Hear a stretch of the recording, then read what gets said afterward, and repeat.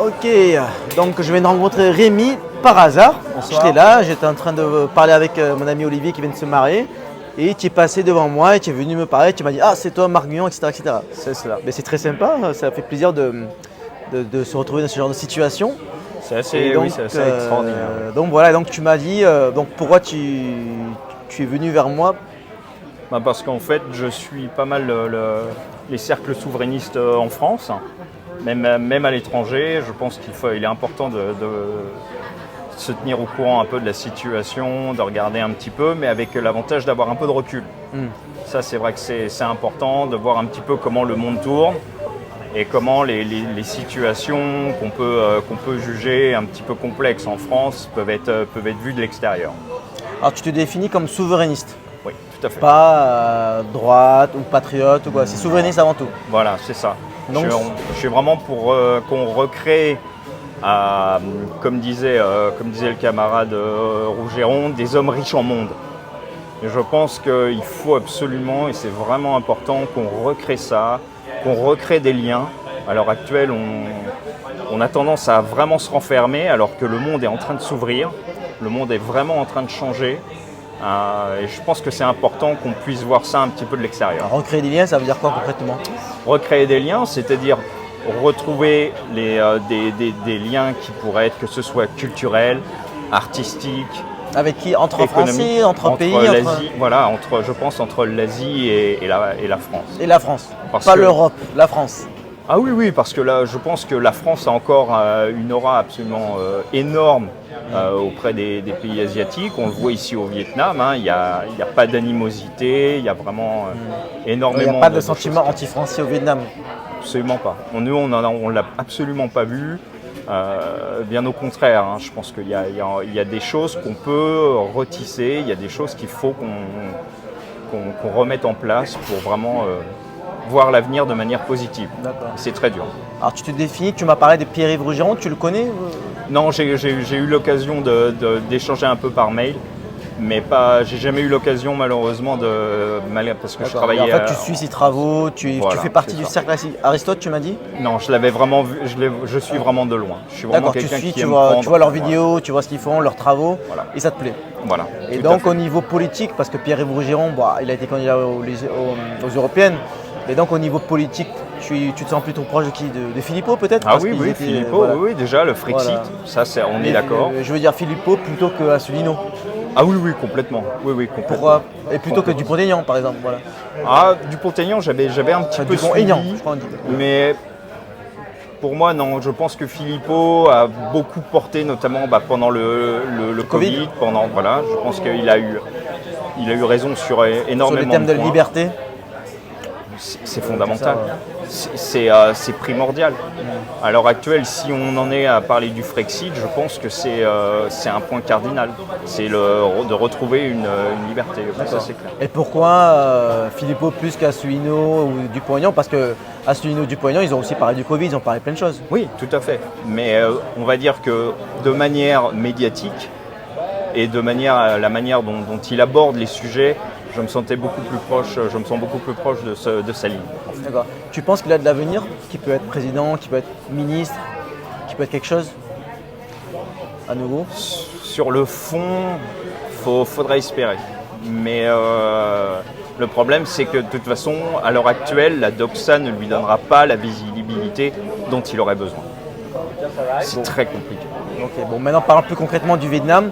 Pourquoi tu habites au Vietnam? Donc j'imagine que tu es d'origine vietnamienne? Non, Corée. Ah, coréenne. Corée. D'accord. Ouais. Et tu es né en France ou? Je suis né en Corée et j'ai été adopté en France. Donc quand tu étais très jeune? Quand j'étais tout bébé, oui. D'accord. Ouais, donc tu as grandi en France? C'est cela, à Paris? Tout à fait. En région parisienne, tout à fait. Bon, et puis après en Alsace. Je suis marseillais. Ça change. Voilà. Mais donc Paris, moi je dis toujours c'est pas très grave, personne n'est parfait, tu es parisien, mais il y a des qualités aussi. Bon alors, pourquoi tu es au Vietnam? Parce qu'on avait l'habitude de venir en vacances ici. On a quelques attaches ici au niveau des connaissances que l'on a. Et il y avait vraiment une qualité, des choses vraiment qui nous ont attirés avec ma femme. Comme quoi? on va dire, il y a un sentiment il y a de la vie en fait, qui est très étonnant. C'est-à-dire que c'est un pays qui bouge tout le temps. Des fois, ça peut être très fatigant. Et la France? Mais alors qu'en Ça bouge France, aussi dans l'Est, c'est quand même un petit peu différent. Il y a une sclérose. On sent il y a une sclérose durant ces 10 dernières années qui s'est installée. Et c'est quand même beaucoup plus difficile à l'heure actuelle. D'accord. Alors on précise, ta femme, elle n'est pas vietnamienne. Non. Donc elle est française, je vais la rencontrer, Exactement. etc. Et donc pour le Vietnam et pas la Thaïlande, la Chine, d'autres pays comme ça, il y a eu un intérêt. Je pense qu'il y a déjà une, on va dire entre guillemets une facilité, puisqu'on avait quand même des attaches qui pouvaient être ici, donc c'était un point de chute Attache qui était familial. personnelle, Ouais, professionnelle. familial, tout à fait.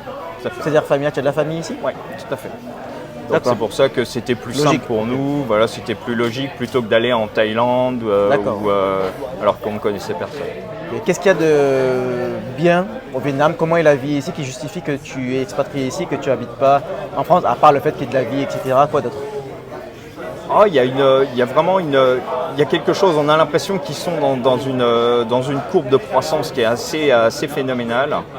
Je pense qu'il y a des choses à voir, il y a des choses à vivre, notamment puisque nous, on n'est pas né pendant les 30 Glorieuses en France. C'est quelque chose dont on a entendu parler, mais qu'on n'a jamais vraiment vécu. Alors qu'ici, on peut le voir.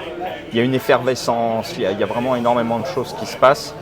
Et c'est vraiment une manière d'appréhender la vie telle que... Et pour info, tu bosses dans quoi ici? Tu fais quoi? Alors moi ici, donc, je travaille dans une petite entreprise au niveau de la France. Et parallèlement à ça, moi je suis dessinateur. Dessinateur de produits, artistique, design? Artistique, voilà, c'est ça. C'est-à-dire des dessins? Dessin, déjà dans un premier Tu es temps. un artiste? Voilà, dans un premier très temps. Et après, trouver justement, être en capacité de développer des produits ici. Donc là, on est déjà sur le travail sur le tête de la prochaine année. Le nouvel an vietnamien, tu veux dire? Exactement. Parce qu'il y en a qui ne vont Tout pas à fait. comprendre. Oui. Voilà. Bon, tu es plutôt artiste. On se trouve ici au Repère, qui est connu pour être un repère de gauchistes. Mais tu n'en es pas un. Non, absolument Dis-nous pas. comment tu t'identifies, comment est la vie ici. Tu m'as dit tout à l'heure qu'il n'y a pas trop de gens de droite ou de patriotes ici. Après, attention, les lignes politiques sont... Ici, au Vietnam, on discute très peu politique. Ouais. Bah, j'ai vu, C'est en pas fait, des, ce soir, il n'y a pas trop de gens qui ont voulu parler avec moi. Voilà, c'est toi, pas toi, tu réponds, je dis ouais, très bien. Voilà. Mais il y a plein... Bon, après, il y a l'autre Oui, raison, mais c'est c'est qu'il y parce que a je plein de te gens suis bourrés. aussi. Il y a des gens qui étaient bourrés, ils disent oh là, je ne veux pas maintenant. Mais il y a des gens qui m'ont dit ouais, je ne parle pas de politique, je parle avec toi, mais en privé, je ne veux pas être enregistré, Voilà, etc. c'est ça. C'est Voilà. que, voilà, après... En fait, les ici, Français sont très prudents ici. très prudents parce que déjà, on n'est pas chez nous. Oui, bon, c'est logique. Donc déjà, à la base, on n'impose pas ses vues, on peut en discuter, d'accord. Mais c'est vrai que ce ne sont pas des sujets dont on discute. Oui, mais là, c'est pas la politique vietnamienne, c'est la politique française. Donc normalement, les Français, ils devraient pouvoir échanger et parler avec des gens avec qui ils ne sont pas d'accord. Moi, là, j'ai rencontré plein de macronistes et de gauchistes ce soir et il n'y a aucun problème, je parle avec eux. Voilà, mais c'est ça. Et je pense que c'est ça, c'est ce dont on discutait au début. C'est d'être en capacité de recréer des liens, de recréer des choses. Et qu'importe les bords politiques, de toute façon. Chacun a son propre point de vue, chacun a sa propre distance par rapport aux choses. Et je pense que voilà, c'est vraiment le plus important. C'est de ne pas se fermer et de rester ouvert par rapport aux... Mais en tout cas, au Vietnam, d'après les résultats des élections, il y a une grosse majorité de gauchistes et de macronistes ici. C'est une grande question. C'est une grande question. J'ai pas de position par rapport à cette typologie de point de vue. Toi, Moi, je suis prêt à discuter avec n'importe qui. Si je peux te demander. Moi, j'ai pas voté aux européennes. D'accord. Pour moi, ça sert. Enfin, pour moi, les européennes, c'est pas. Même pas Asselineau. Non, il y a rien. pas Asselineau. Si, il y avait Asselineau. Mais il y a aucun. Le problème, c'est que pour moi, ce sont des élections fantoches. D'accord. De toute façon, et législatives, pareil. On est en train de, comment dire. C'est juste voter pour le mettre. Ça sert pas à grand chose. Et donc tu votes que pour les présidentielles où il y aurait un Frexit potentiellement. Exactement, tout à fait. Et encore. Philippot le plus proche. Et encore, voilà. Souvent les dernières, depuis Sarkozy, ça a été blanc. Pas de... Au premier tour aussi? Pas au premier tour. Ah, au premier tour, non. J'ai mis les souverainistes. D'ailleurs en 2022, il n'y avait pas Philippot. Non. Tu as voté qui alors? Je crois que j'avais Nias fait Zemmour, je crois, de mémoire. Ah, d'accord. Donc là-dessus, c'était la ligne la plus proche. proche, mais sans grande conviction. Hein. D'accord. C'était vraiment histoire de voilà. Mais il n'y avait pas de ligne claire pour moi. Il n'y avait pas assez de lignes fortes. Et je pense que c'est ce qui manque à l'heure actuelle. C'est vraiment des porte-voix très importants à ce niveau-là. Et législative, tu as voté ou pas? Non. Je suis pas. Non, ici, j'avais pas de. Même si tu me suis sur les réseaux sociaux, tu n'as même pas voté pour moi. J'ai même pas voté aux législatives. Ok, très bien, très bien. Et est-ce que tes amis, ils savent que tu étais plutôt zémourien en 2022? Non, pas forcément. Tu n'en parles pas? Parce que moi j'ai des amis vraiment d'une droite dure, j'ai des amis de gauche, j'ai des amis de. Et vous arrivez à discuter sans vous insulter ici? Il n'y a pas de boycott, il n'y a pas de gens qui te disent Rémi c'est un facho, etc. De toute façon, il n'y a même pas de raison d'être. Faut vraiment. Il n'y a pas de raison d'être, je suis d'accord. Mais moi, en Hong Kong, il y a des gens qui vont dire que je suis un facho. Toi, non, ça va. Ah, le problème, c'est qu'on est toujours vite classé à l'extrême droite de quelqu'un d'autre en fonction de ce qu'on dit. Donc, si j'aime manger de la viande, bon bah voilà, on va me dire si. C'est aussi extrême droite maintenant, manger de la viande, c'est extrême droite. Donc, c'est pas voilà. À force d'essayer de mettre tout le monde dans des petites cases, on n'a pas de. On se ferme aux discussions. Et quand on se ferme aux discussions, c'est vraiment ce qu'on disait, on ne crée plus d'hommes riches en monde. Et tu te sens. Mais en fait, du coup, comme tu as dit, tu as pas mal d'amis de droite dure. Tu as dit ça? Voilà, patriotes. Tu te sens pas seul ici à Saigon. En fait, tu as quand même. Tu peux très bien vivre avec des gens, des patriotes, des gens bien. Il y a un cercle de Français qui est sain. Il n'y a pas que des débiles. Ah non, mais même au-delà de ça, de toute façon, chacun a ses propres points de vue. Chacun a ses propres objectifs dans la vie aussi. Et en tout cas, ceux qui viennent ici, qui sont capables de partir, méritent quand même du respect, quel que soit leur bord politique. Bien sûr, hein. Très bien. À un moment, il faut porter ce dont on est capable, et voilà, c'est tout. C'est quoi ton projet maintenant? Tu es là, tu es installé à Saigon, j'ai vu que tu as un enfant, tu as quel âge? Tout à fait, il a 7 ans. D'accord, tu en veux un deuxième, tu vas rester ici, c'est quoi vos projets Justement, là, tu vois, c'est là où on peut rentrer en France sur un jour la ou pas? France. Le sujet de l'éducation, où là on se rend compte que les frais d'éducation sont très chers. Si tu veux le mettre à l'école française, à l'école internationale? Ah oui, à une école internationale, tout de suite, c'est d'énormes frais. C'est combien ici au Vietnam? Alors, ici, en moyenne, tu peux compter aux alentours de 10 000 $ par an. D'accord. Donc, s'il y a des écoles françaises, c'est un petit peu moins, mais le problème, c'est qu'on se rend compte qu'en France, on n'imagine même pas la chance qu'on a d'avoir une école publique gratuite, et voilà, c'est une chance incroyable. Donc tu pourrais rentrer en France parce que tu penses que c'est le bon moment pour ton enfant, pour qu'il grandisse, qu'il aille à l'école publique en France? Compliqué. C'est compliqué à l'heure actuelle. Je préfère encore beaucoup travailler pour qu'il ait une bonne éducation, me saigner plutôt que...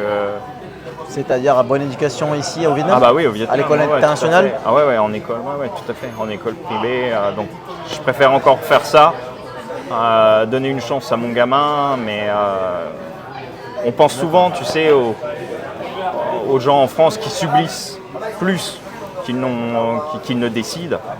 Et des fois, c'est dur, des fois, quand on pense un peu à eux. Mais tu m'as dit que tu pensais à la France. Donc j'ai cru comprendre que tu pensais rentrer en France. Non, non, on pense à l'État à l'heure actuelle. Ah, l'État de la France. L'État de la France. Alors c'est quoi l'État de la France? C'est énormément de dettes. Je pense qu'on a accumulé une dette à l'heure actuelle. Le commun des Français n'arrive même pas à concevoir globalement ce que ça va coûter au final. Le fameux quoi qu'il en coûte. On sait très bien ce que ça va donner. Ça va être compliqué. Je pense que là, la fin d'année risque d'être très complexe. D'année en année, on voit la dégradation. En tout cas, donc, en conclusion, tu ne te vois pas du tout rentrer en France dans les prochaines années? Non, pas dans l'immédiat. Je pense que même, au contraire, il faut Il faut que l'on travaille beaucoup de notre côté, qu'on montre l'exemple, qu'on soit capable de dire à certaines personnes qui décideraient peut-être un jour de partir, de dire les conditions ici c'est dur, on travaille énormément, voilà. Mais en contrepartie, il y a une qualité de vie au quotidien, il y a des choses qui sont assez incroyables. Ok, très bien. Voilà. Bon, en tout cas, ici, tu es au Vietnam, tu es quand même patriote, tu es fier d'être français. Tu Très fier d'être contribues français. au rayonnement de la France dans le monde, tu représentes, Mais tu es un petit peu un ambassadeur de la France aussi. Il faut être fier, il faut toujours être droit, même quand on n'est pas chez soi, on se tient correctement, on essaie de montrer la meilleure image de notre pays et c'est comme ça qu'on peut faire rayonner les choses. Tu parles vietnamien? Non, absolument pas. Les gens ici, ils croient que tu es vietnamien, Oui. je suppose que tu parles vietnamien. Ouais. Ça fait comment? Oh, c'est amusant au début. C'est comme moi, je suis habité à Hong Kong, je parle plus ou moins chinois, mais pas couramment. Donc toi et moi, on a un petit peu les mêmes problèmes. Je pense que les gens nous parlent, ils croient qu'on comprend. C'est très drôle, c'est très Et en drôle. fait, tu dis, ouais, mais non, je suis français. Tu dis, ah, je suis français. Mais on arrive à se faire comprendre, donc comme quoi, au bout du compte, on y arrive très bien, il n'y a pas de souci. Ok, donc les Français patriotes qui voient cette vidéo, Voilà. ils envisagent d'aller au Vietnam, tu leur dis, bon, Ce sera allez-y. dur, mais Ça vaut le coup. ça vaut le coup. Très bien. Voilà. Mais merci pour ton témoignage. Mais je t'en prie. À très vite. Ciao, ciao.